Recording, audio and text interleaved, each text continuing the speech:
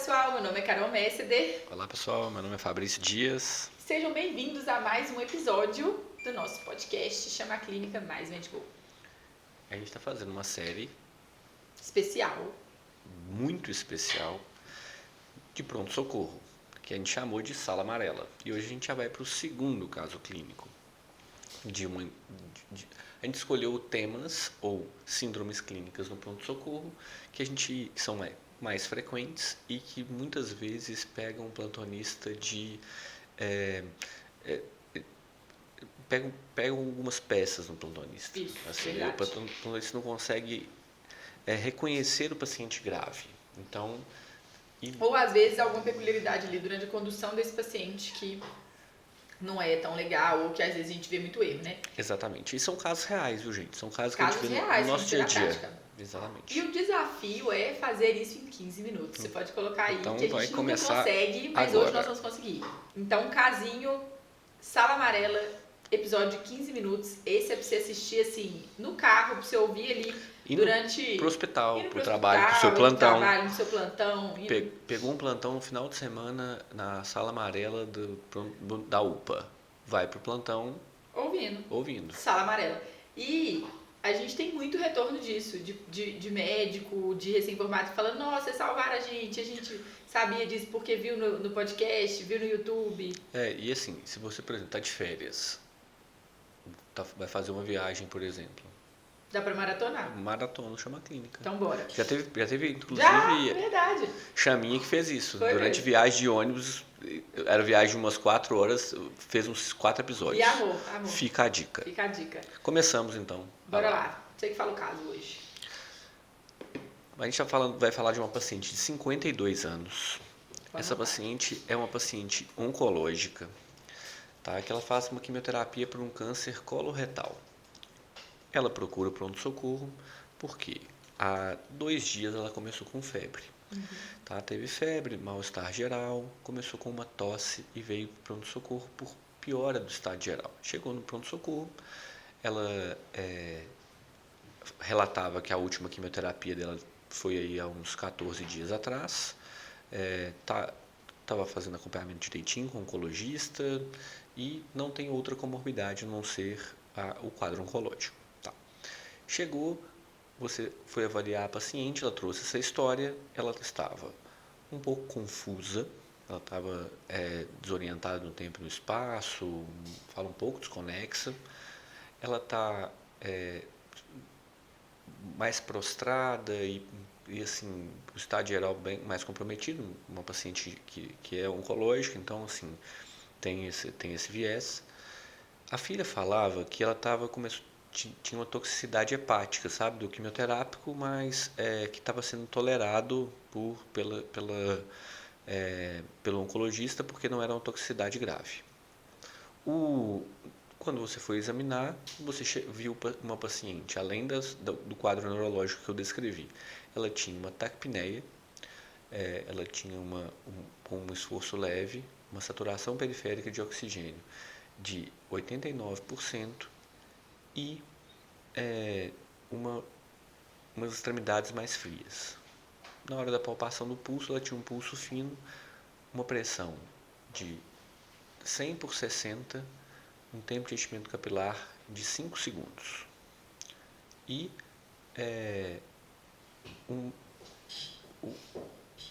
uma certa cianose, principalmente em membros inferiores.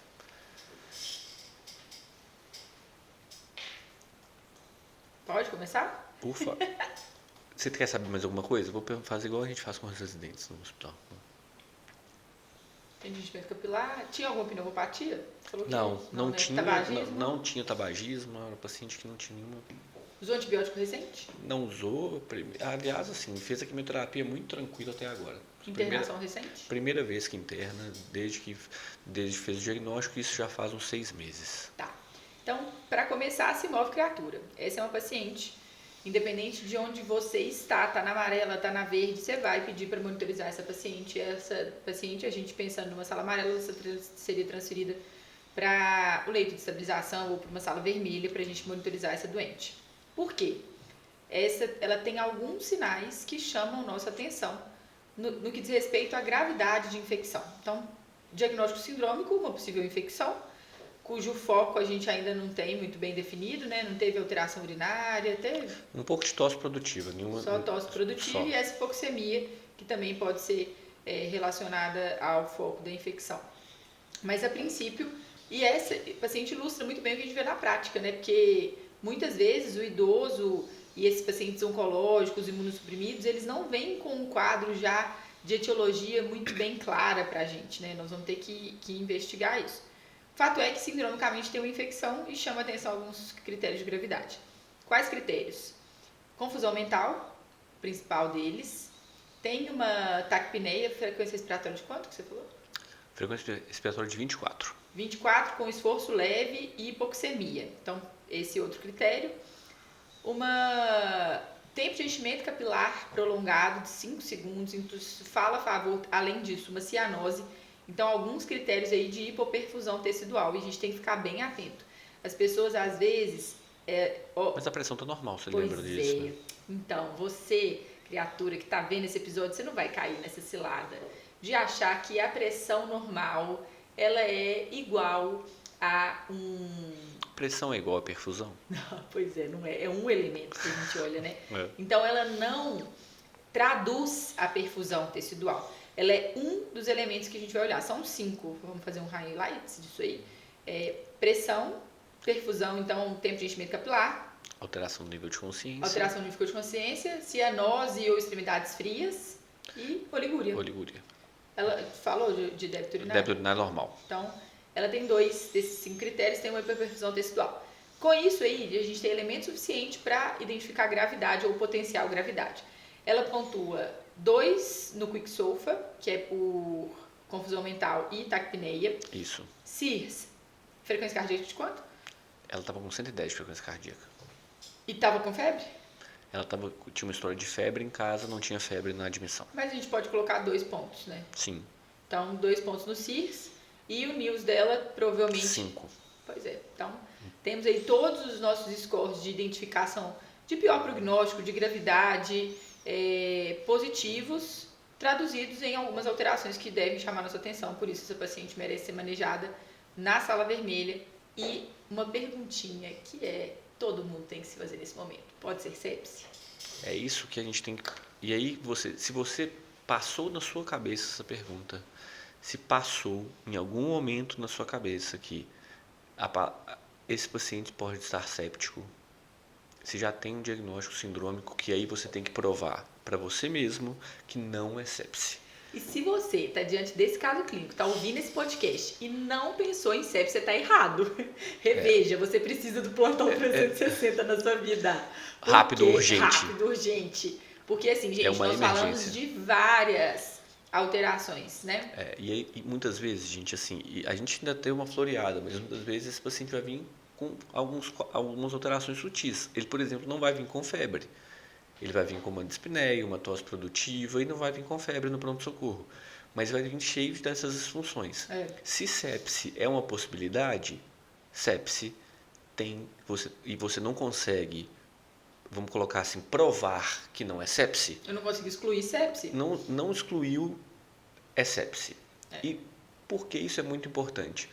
Porque eu ia até te falar, você não quer esperar os exames? Não. Pra gente...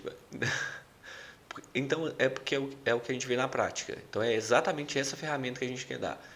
Identificou que pode ser... mas eu posso pedir exame e não vi nada alterado, era só uma desidratação, eu hidratei, melhorou. Suspende. Tira o antibiótico. Ué. E se você esperar 2, 3 horas? E for sepse? Aí você perdeu o timing.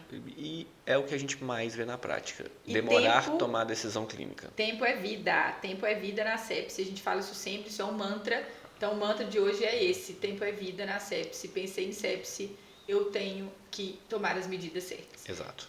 E aí, nesse caso, a gente já monitorizou, então, M de monitorização cardíaca contínua, O de oximetria. Nessa paciente, ela está hipoxêmica, ele vai colocar oxigênio. V de veia, nós vamos precisar de 2 acessos, antibiótico, tem hidratação, então a gente vai precisar de 2 acessos. E é de eletro e de exame físico completo. Então, tem algumas... alterações do exame clínico, né, exame físico, que vão complementar a nossa avaliação.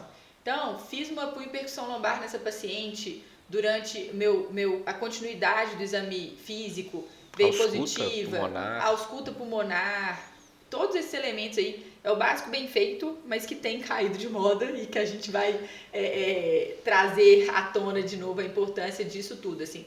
Uma anamnese bem feita e olha só que a gente falou de uma anamnese aqui bem direcionada. A anamnese bem feita não é aquela anamnese demorada. Muitas vezes você vai ter que, dependendo do quadro, até assim, se o paciente está estável, você vai ter que demandar um pouquinho mais de tempo para coleta de informação. Mas é importante, gente, que diante desse paciente com esses sinais de gravidade, você seja objetivo e conduza adequadamente. Depois você complementa a sua anamnese, não tem mal nenhum nisso. E assim, se você tá pensando que é uma infecção, tá? Pensou que é uma infecção, como que eu dirijo minha anamnese? Isso é uma ferramenta legal. Para você que está começando da plantão agora, saiu da faculdade, como que você vai fazer isso? Assim, eu penso que é uma infecção. O que você quer saber na sua anamnese? Basicamente, de onde está vindo essa infecção, gente? Assim, então, assim, eu não quero saber qual foi o último esquema de quimioterapia. Você pode saber isso depois. Quando a senhora fez o diagnóstico de câncer? Isso. Não interessa isso agora. Isso, nesse momento, não interessa. Interessa tem tosse? Não. Tem dispneia? Sim ou não? Tem sintoma urinário? Sim ou não? Tem diarreia? Sim ou não? Tem cefaleia? Sim ou não? Então, assim, porque, às vezes... foco de onde a possibilidade está a infecção. Tem catéter? Olha o catéter. Entendeu? Tem um catéter de quimioterapia. Vai lá e olha o catéter. Tem vermelhidão? Tem alguma mancha no corpo? Isso, gente, isso é rápido que você faz. São perguntas objetivas mesmo. E porque algumas coisas são importantes também até na decisão de tratamento. O que a gente perguntou de uso de antibiótico prévio, internação prévia, para avaliar qual cobertura de antimicrobiano eu vou usar para essa paciente, porque até então eu não tenho foco. Se a gente for pensar aí, pela história clínica que você colocou, o mais provável seria pulmonar, Sim. tá? Ótimo. Mas isso pode ser, inclusive, nosso pontapé inicial para investigação. Mas eu já tenho uma paciente que eu vou iniciar antibiótico para ela, né? Inclusive na primeira hora. Então, vamos para a abordagem desse quadro. Estamos diante de uma paciente sindromicamente com sepse. Já pontuou 3 no SOFA. Pronto. Então a gente falou de Quick SOFA, CIRS e NILS. Essas são ferramentas para avaliação de prognóstico. Não são ferramentas exatamente de rastreio da sepse, mas são ferramentas para uma melhor avaliação ou avaliação de gravidade do paciente. Beleza.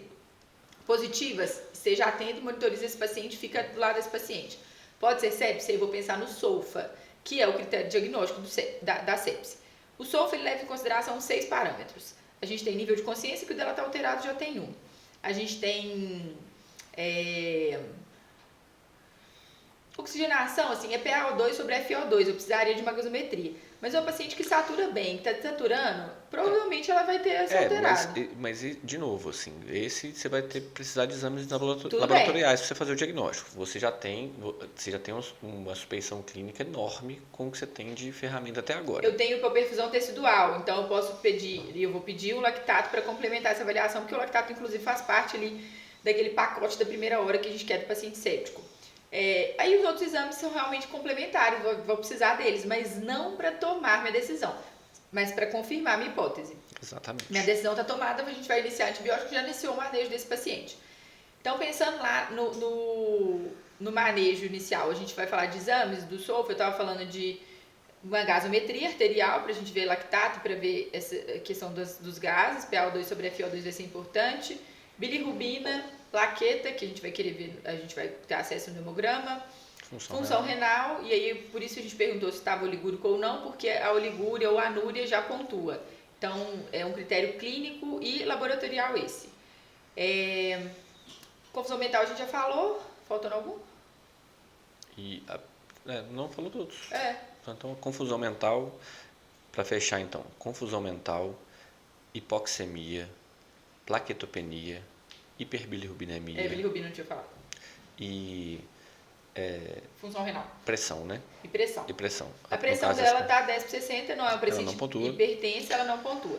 Então, se eu for ver no SOFA, ela tem 1 ponto, né? Que é da confusão mental. Até agora, eu preciso dos exames. Mas eu já vou começar a abordagem. Abordagem, gente, lembra do mnemônico CHAMA. Nós somos estratégicos. C, de cristalóide. Vou começar cristalóide para ela. Qual cristalóide? Ringer ou soro fisiológico? Não tem superioridade de um pelo outro. Não tem superioridade. H, de hemocultura. Lembrem-se de pedir hemocultura de 2 sítios periféricos diferentes para essa paciente. Mas, Carol, tá demorando coletar hemocultura? O laboratório falou que não vai vir aqui agora, vai coletar só daqui uma hora e meia. Começa o antibiótico. Nós não vamos atrasar nossa antibiótico terapia em prol da coleta da hemocultura. A gente sabe que é desejável coletar hemocultura antes de iniciar o antibiótico, mas nós não podemos atrasar o início do antibiótico, porque esse tempo porta-antibiótico, a gente até falou isso no Reels outro dia e perguntaram o que é tempo porta-antibiótico. É o tempo da demora da chegada do paciente até a administração. Igual a gente tem porta-balão, porta-agulha, na síndrome coronariana aguda, a gente tem o tempo porta-antibiótico na sepse. Por isso que esse paciente com sepse, ele chegou no pronto-socorro, você identificou, você vai pregar uma flag nele, para a sua equipe multidisciplinar inteira.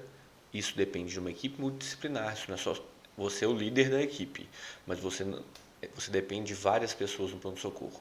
Inclusive, você tem que... Olha a importância, a Carol acabou de falar agora de exames laboratoriais e culturas. Tá faltando 1 minuto. Você precisa do laboratório coletar os exames rápido. Então o enfermeiro tem que pegar o acesso venoso rápido. Isso tem que chegar, realmente tem um protocolo de sepse nos hospitais, porque aí faz o laboratório soltar o exame antes, o enfermeiro dá prioridade, a farmácia solta. Mas se você não avisa que é sepse... Agora, se você não avisa que é sepse, aí você prejudicou toda uma cadeia de processos. Exatamente. Né? Então, você estava falando, coletamos o C de cristalóide, H de hemocultura, A de antibiótico.